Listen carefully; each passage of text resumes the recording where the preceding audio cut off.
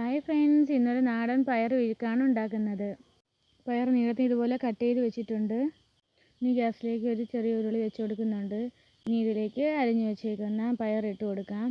ഇനി ഇതിലേക്ക് ആവശ്യത്തിനുള്ള വെള്ളം കൂടെ ഒഴിച്ചു കൊടുത്ത് നല്ലോണം ഒന്ന് വേവിച്ചെടുക്കണം. കുറച്ച് ഉപ്പുകൂടെ ഇട്ട് കൊടുക്കുന്നുണ്ട്. നല്ലോണം വെന്ത് വന്നിട്ടുണ്ട്, വെള്ളമെല്ലാം വറ്റി വന്നിട്ടുണ്ട്. ഇനി ഇത് ഒരു പാത്രത്തിലേക്ക് മാറ്റി കൊടുക്കുന്നുണ്ട്. ഇനി ആ ഉരുളിയിൽ തന്നെ ആവശ്യത്തിനുള്ള വെളിച്ചെണ്ണ ഒഴിച്ച് കൊടുക്കാം. ഇനി ഇതിലേക്ക് കുറച്ച് കടുക് ഇട്ട് കൊടുക്കാം.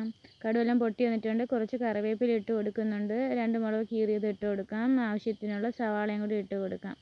ഇനി ഇതെല്ലാം കൂടെ നല്ലോണം ഒന്ന് വഴറ്റിയെടുക്കാം.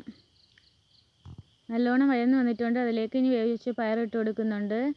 ഇനി ഇതെല്ലാം നല്ലോണം ഒന്ന് മിക്സ് ചെയ്ത് കൊടുക്കാം. ഇനി ഇതിലേക്ക് കുറച്ച് തേങ്ങയും കൂടെ ചേർത്ത് കൊടുക്കാം. ഉപ്പ് വേണമെങ്കിൽ കുറച്ചുകൂടി ഉപ്പ് ഇട്ട് കൊടുത്താൽ മതി. ഇനി ഇത് അടച്ച് വെച്ച് ലോ ഫ്ലെയിം വെച്ചൊന്ന് കുക്ക് ചെയ്തെടുക്കാം. പയർ വിഴുക്ക് ഇവിടെ റെഡി ആയിട്ടുണ്ട്.